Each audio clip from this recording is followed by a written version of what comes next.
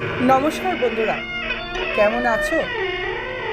আজ অনেকদিন পর ভাবলাম তোমাদের সাথে একটা ব্লগ ভিডিও শেয়ার করি। যদিও আমি তোমাদেরকে একটা গল্প বলতে চাই, আমার ভয়েস রেকর্ডের মাধ্যমে আমি তোমাদেরকে গল্পটা শোনাচ্ছি। অনেক দিন ধরে তোমরা আমার কাছে অনুরোধ করছো ভূতের গল্প শোনাতে বা ভয়ের গল্প শোনাতে।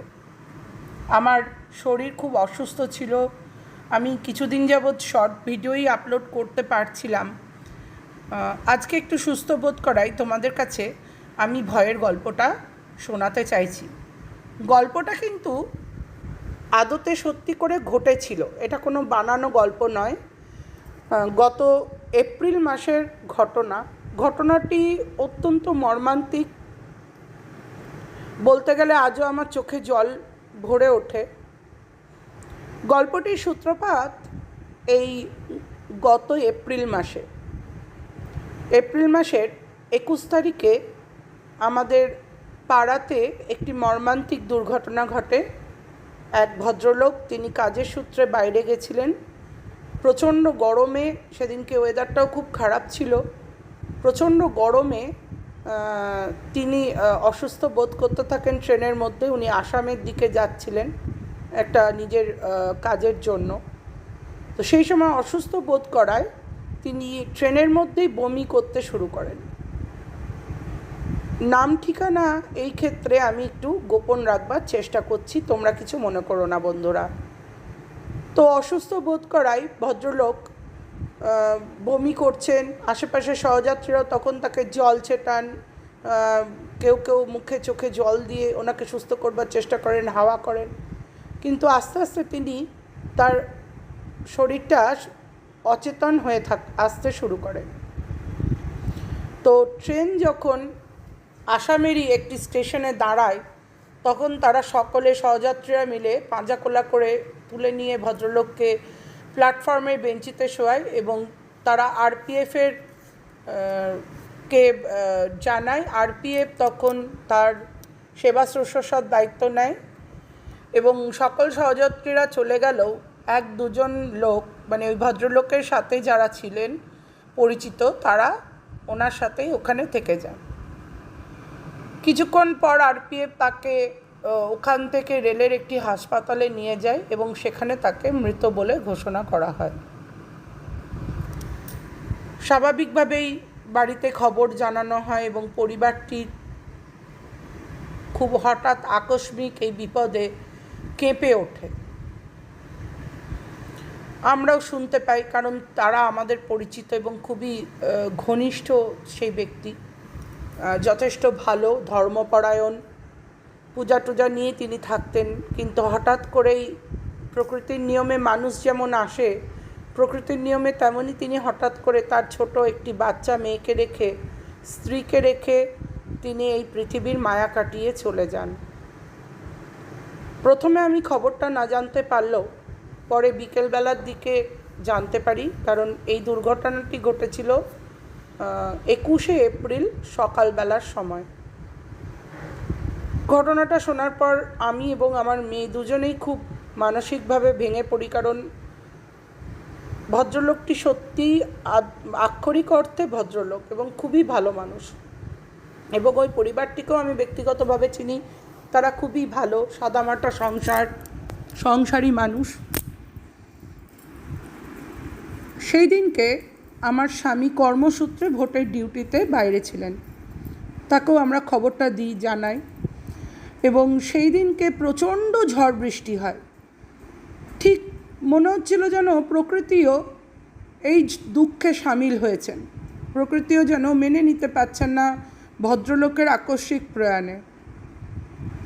আমার মেয়ে সমানে বলছে, মা দেখো চারিদিকে কি প্রচণ্ড ঝড়, যেন কেউ এই পৃথিবী ছেড়ে চলে যেতে চায় না, তাকে জোর করে যেন কেউ নিয়ে যাচ্ছে, যেন জোর করে তিনি পৃথিবীর মায়া কাটাচ্ছেন।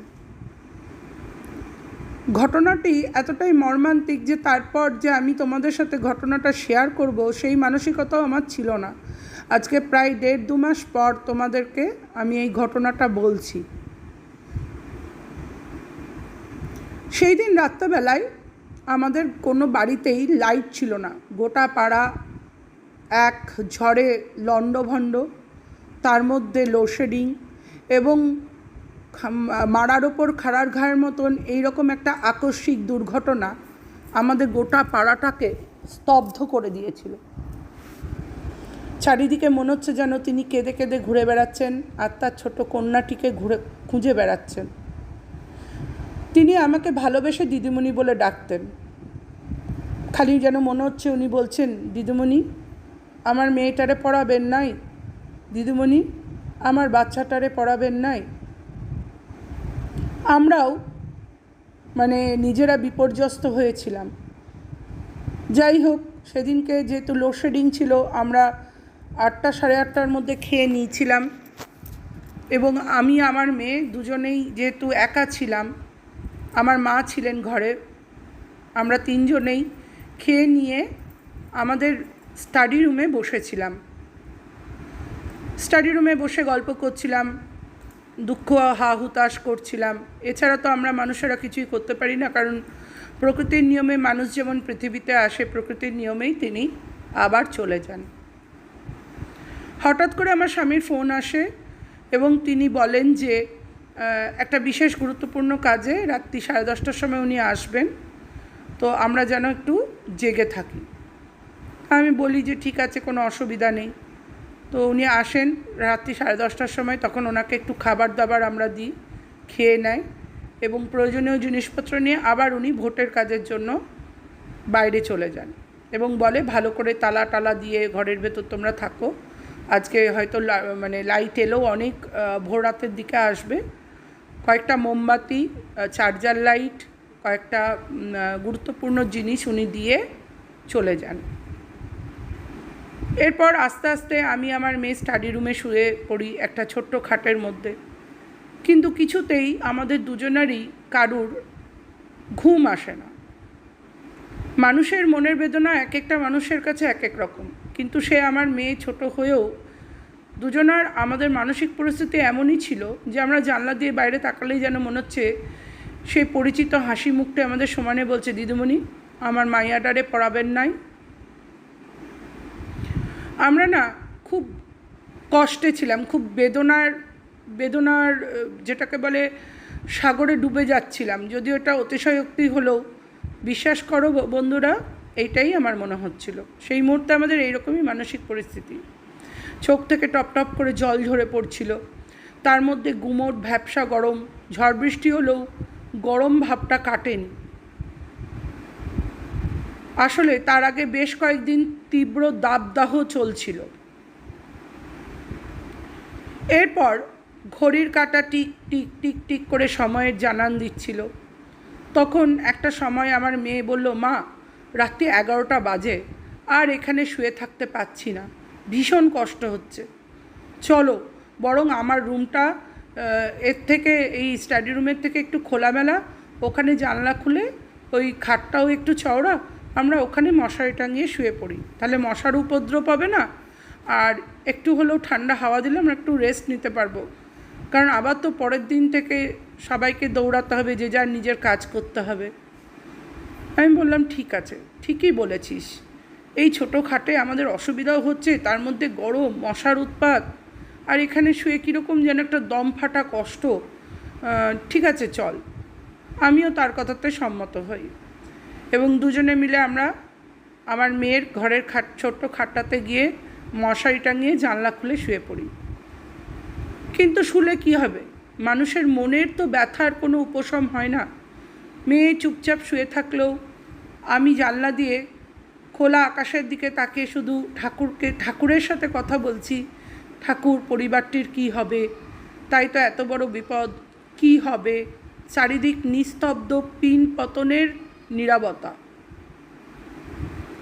আস্তে আস্তে রাত গভীর হতে লাগলো। ঘড়ির টিকটিক শব্দে বুঝতে পারছি যে রাত তখন প্রায় 12টা 10। হঠাৎ করেই দূর থেকে একটা কান্নার আওয়াজ। বিশ্বাস করবে না বন্ধুরা, কান্নাটা কিন্তু প্রথমে দূর থেকে আসছিল বলে মনে হচ্ছিল যেন কোনো বাচ্চা ছেলে বা মেয়ে কাঁদছে। আওয়াজটা জাস্ট এরকম হচ্ছিল,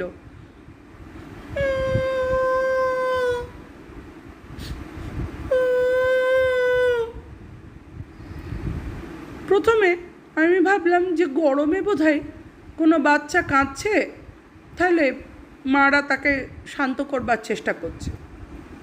কিছুক্ষণ পর কান্নার আওয়াজটা বন্ধও হয়ে গেল।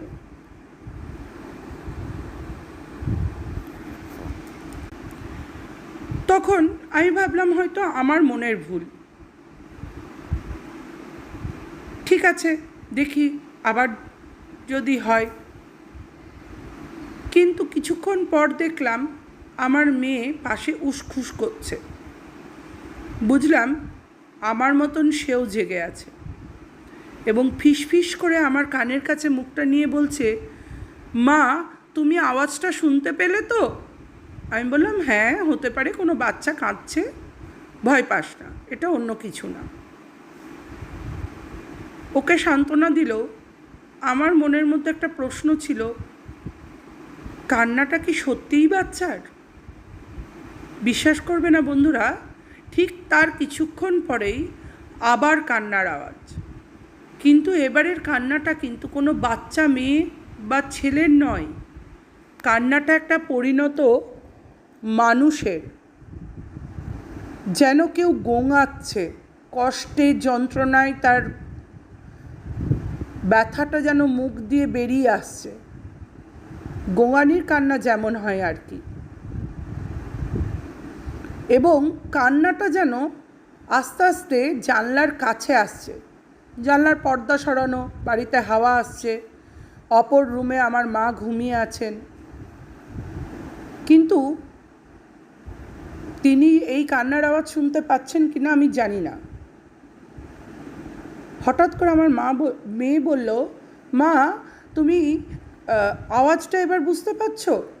একটা স্পষ্ট পুরুষালী কণ্ঠের গোঙানির আওয়াজ। আমিও ভালো মতো কানটা পেতে শুনলাম যে হ্যাঁ, এটা কিন্তু কোনো বাচ্চার গলার আওয়াজ নয়, এটা একটা পরিণত মানুষের গলার আওয়াজ। এবং আওয়াজটা ক্রমশ জানলার দিকে এগিয়ে আসছে। সত্যি কথা বলছি বন্ধুরা, সেই মুহূর্তে এক লহমায় আমার মাথার থেকে পায়ের শিরা অবধি যেন ঠান্ডা ভয়ের স্রোত খেলে গেল। কিন্তু সেই মুহূর্তে ভয় পেলেও আমি আমার নিজেকে মনকে বলি যে এখন বিপদের সময়, এখন ভয় পেলে চলবে না।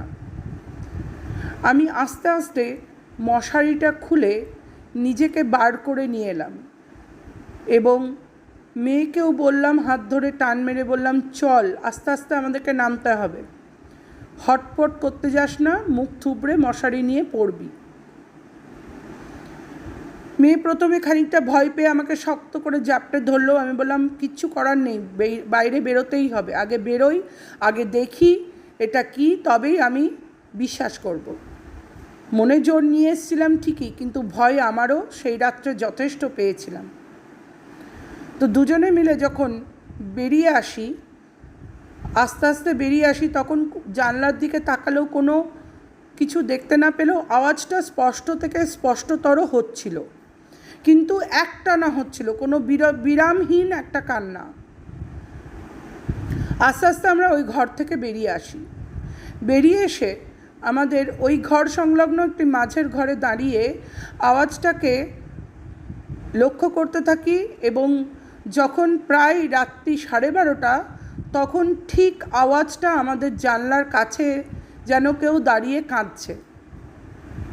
সত্যি কথা বলবো বন্ধুরা, আমরা যথেষ্ট ভয় পেয়েছিলাম এবং সেই মুহূর্তে আমার মেয়ে আমাকে কিছুতেই জানলাটাকে পর্যবেক্ষণ করতে যেতে দেয়নি। 12:30 পর যখন আমরা ভয় পেয়েছি এবং জোরে জোরে কান্না হচ্ছে, তো আমরাও জোরে জোরে ঠাকুরের মন্ত্রপাঠ করতে থাকি এবং মন্ত্রপাঠ করবার পরপরই কান্নাটাও কিন্তু বন্ধ হয়ে যায়। এবং মন্ত্রপাঠের আওয়াজে আমার বৃদ্ধ মা ঘুম থেকে উঠে বলে, কি হয়েছে, তোরা এত রাত্রে মন্ত্রপাঠ করছিস? তখন আমি তার রুমে গিয়ে তাকে সমস্ত কথা জানাই এবং তখনও কিন্তু লাইট আমাদের রুমে ছিল না। আমরা কিছুক্ষণ তার রুমেই তার পাশে শুয়ে অপেক্ষা করতে লাগলাম যে আর হচ্ছে কি না। তারপর কিছুক্ষণ চুপচাপ নীরবতা। আমি তখন আমার মেয়েকে বলি যে আমাকে কিন্তু জানতেই হবে যে ওখানে কি হচ্ছে, তোর রুমেই কেন এই আওয়াজটা আমরা পাচ্ছি, কই এই রুমে তো আসছে না। তারপর আমি ওর রুমে যাই। আসলে বন্ধুরা, আমার মেয়ের রুমটি রাস্তার ধারে। আমি মনে করলাম যদি কোনো লোক বদমাইশি করছে, বা ভোটের রাত বা নিশুতি রাত, চারিদিকে বৃষ্টিতে লণ্ডভণ্ড হয়েছে, হয়তো কারোর চোখে ঘুম নেই, কিন্তু বাইরে যা ঠান্ডা হাওয়া দিচ্ছিল তাতে যে যার ঘুমিয়ে পড়াই স্বাভাবিক। আমি আমার মায়ের রুম থেকে প্রথমে জানলা খুলে রাস্তার দিকটা পর্যবেক্ষণ করি এবং দেখি সেখানে কেউ নেই। তখন আমি আমার মেয়েকে বলি, এটা নিশ্চয়ই কোনো বদমাইশ লোকের কাজ, তুই এখানে নিশ্চিন্তে শো, বা আমি তোর রুমে গিয়ে শুচ্ছি, যদি আবার আমি কান্নার আওয়াজ পাই তুই তখন উঠে দিদিমাকে নিয়ে তুমি পর্যবেক্ষণ করবে এবং প্রয়োজনে আমরা পুলিশে খবর দেব। আমার মেয়ে কাঁদতে থাকে এবং বলে, মা আমি কিছুতেই এই কাজ করতে পারবো না। তখন আমি বলি, তাহলে তুমি ওই ঘরে গিয়ে শো, আমি তাহলে পর্যবেক্ষণ করব, সেইটুকু সাহস আমার আছে। তখন ও বলে যে না, আমিও সেটা করতে পারবো না। তখন আমার মা বলে, ঠিক আছে, ও তো বাচ্চা মেয়ে, আমি গিয়ে শুচ্ছি। অবাক কাণ্ড বন্ধুরা, যেই মুহূর্তে আমার মা গিয়ে ওখানে শোয়, তার ঠিক 10 মিনিট পর থেকে আবার কান্নার আওয়াজ শুরু হতে থাকে। এবং আমি যখন আমার মায়ের রুম থেকে জানলা দিয়ে রাস্তাটাকে পর্যবেক্ষণ করি, সেখানে আমি কাউকে দেখতে পাই না। যেহেতু নিশুতি রাত হলেও সেই সময়ে পূর্ণিমার সামনেই পূর্ণিমা ছিল, রাস্তাটা আলোকিতই থাকতো। এবং এই রকম করে প্রায় রাত্রি 3টের সময় অবধি এই আওয়াজ আমরা শুনতে চলে থাকি। তখন আমার মা বলে যে এটা কোনো লোকের বদমাইশি নয়, এটা অলৌকিক বা অতি প্রাকৃতই কোনো একটি ঘটনা। সেই মুহূর্তে ভয় না পেয়ে আমি, আমার মা এবং মেয়ে একটা রুমের মধ্যেই, মায়ের রুমের মধ্যেই থাকি। এবং যখনই এই রুমটাই আমরা এসে শুই, তখনই কান্নার আওয়াজটা বন্ধ হয়ে যায়। এরপর লাইট আসে। লাইট আসার পর আমি জামা কাপড় ছেড়ে ওই রাত্রেবেলাতেই ঠাকুরের কিছু ফুল আমি সবসময় রেখে দিই, সেই ফুল নিয়ে বাড়ির চারপাশে দিই, দরজায় জানলায় গঙ্গা জলের ছিটা দেয়া, ধূপ জ্বালানোর পর কিছুক্ষণ আমরা অপেক্ষা করি। এবং ওই রুমটাতেই, যে রুমটাতে আমার মেয়ের রুমটাতেই আওয়াজটা আসছিল, সেই রুমটাতেই আমরা লাইট অফ করেই অপেক্ষা করি যে আর কোনো আওয়াজ পাওয়া যায় কি না। কারণ কোনো দুষ্ট ব্যক্তিরা হলে সে আবার করবে। কিন্তু বন্ধুরা, তোমরা অবাক হবে, ওই কাজগুলি করবার পর আর কিন্তু সেই আওয়াজটা হয়নি, বা তারপর আর হয়নি। যেদিন ঘটনাটাই ঘটেছিল সেদিনকারই ঘটনাটা তোমাদের সাথে আমরা শেয়ার করলাম। এই বিষয়ে তোমাদের কি মতামত তোমরা অবশ্যই জানাবে। আমিও আজও বুঝতে পারি না যে সেদিন সত্যিই কি আমাদের সাথে অলৌকিক অতিপ্রাকৃতিক ঘটনাটা ঘটেছিল, নাকি কেউ বদমাইশি করেছিল। মনের ভুল তো অবশ্যই নয়, কারণ আমরা সেই রাত্রিরে যথেষ্ট উদ্যোগ নিয়ে কাজগুলো করেছিলাম, বিশেষ করে আমি। আর আমার মনে হয় যদি কোনো দুষ্ট লোকই করে থাকবে, তাহলে ঠাকুরের পুজো অর্চা করবার পরও তারা বদমাইশিটা চালিয়ে যাবে। তোমরা কি বলো বন্ধুরা? অবশ্যই কমেন্ট করে জানাতে ভুলো না। আর সাথে সাথে এই গল্পটা তোমাদের কেমন লাগলো জানালে আমিও আরও উৎসাহিত হব তোমাদের জন্য আরও নতুন নতুন ধরনের গল্প, বা আমার সাথে ঘটে যাওয়া অভিজ্ঞতা, বা তোমার দিদির সাথে ঘটে যাওয়া যে অভিজ্ঞতাগুলো তোমাদের সাথে শেয়ার করব। তোমরাও চাইলে আমাদেরকে চিঠি লিখে বা মেল করতে পারো। আমি আমার এই গল্পটির যেখানে লিঙ্ক থাকবে কমেন্ট সেকশনে, সেখানে আমি আমার ঠিকানা তোমাদেরকে দিয়ে দেবো। নমস্কার বন্ধুরা, ভালো থেকো।